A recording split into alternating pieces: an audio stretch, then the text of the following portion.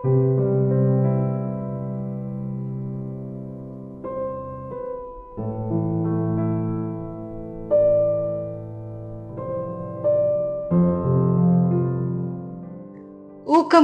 உளவியல். நீங்க நிறைய நோட்டீஸ் பண்ணிருக்கலாம் அட்வர்டைஸ்மெண்ட்ல. அதாவது sports person, actor, actress, celebrities இவங்க ப்ரொஜெக்ட் பண்ணி தான் ப்ராடக்ட்ஸ் எல்லாமே செல் பண்ணுவாங்க. ஏன்னா இந்த விஷயம் நமக்கு சப்கான்சியஸ் ஆகவே டியூன் அப் ஆயிருக்கு. அவங்க சொன்னா உண்மையாதான் இருக்கும், அவங்க உண்மையை மட்டும்தான் பேசுவாங்க அப்படின்னு. சோ இதுதாங்க மனிதனோட மனநிலைமை. இன்னைக்கு நாம தெரிஞ்சுக்க போற தலைப்பு கன்ஃபர்மேஷன் பயஸ். வாங்க டீட்டெயில நம்ம பார்க்கலாம். சில அம்மாக்கெல்லாம் இருப்பாங்க, அதாவது தம் பிள்ளை என்ன தப்பு செஞ்சாலும் அத ஆதாரத்தோட மத்தவங்க நம்மள்கிட்ட சொன்னா கூட ஏன் பையன் அப்படிலாம் செஞ்சிருக்க மாட்டான் அப்படின்னு உறுதியா சொல்லுவாங்க. அது அப்படி நம்பவும் செய்வாங்க. இப்படி இருக்கிறவங்கள தான் ஒரு அன்றாட வாழ்க்கையில இருக்கிறவங்க பல முடிவுகள் நம்ம மூளையில எப்படி செயல்படுத்துறது அப்படின்னா நம்ம சொந்த விருப்பம் அது அடிப்படையா வச்சுதான் ஆதாரங்களை சேகரிக்கும். இப்ப உதாரணத்துக்கு பார்த்தோம்னா ஒரு அரசியல்வாதி இருக்காங்க, அவங்க சரியானவங்க அப்படின்னு நம்பிட்டோன்னு வச்சுக்கோங்க. அவங்க என்னதான் தப்பு செஞ்சாலும் அது நம்மள கண்ணுக்கு சுத்தமா தெரியாது.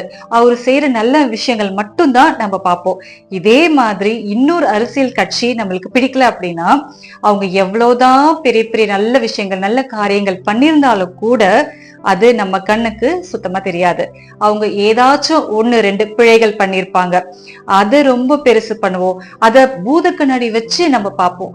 இந்த ஒரு மனநிலையை தான் உளவியல்ல கன்ஃபர்மேஷன் பயஸ் அப்படின்னு சொல்றது உண்டு.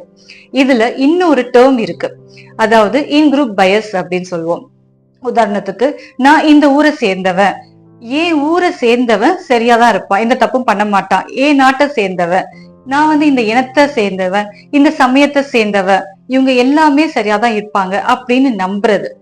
அது ஒரு நியாயமில்லாத ஒரு சிந்தனைன்னு கூட நம்ம சொல்லலாம். இது சார்பு சிந்தனைன்னு அப்படின்னு சொல்லலாம். மொத்தத்துல இது ஒரு தப்பான, அதாவது பிழையான சிந்தனைங்க.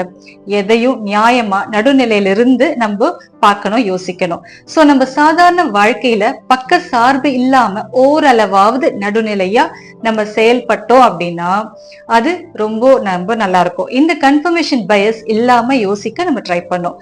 கொஞ்சம் கஷ்டம்தான், இல்லைன்னு சொல்லல, பட் முயற்சி பண்ணா முடியாதது எதுவுமே இல்லை. சிந்திச்சு பாருங்க. இந்த உளவியல் தகவல் உங்களுக்கு பிடிச்சிருக்கும்னு நினைக்கிறேன். நன்றி.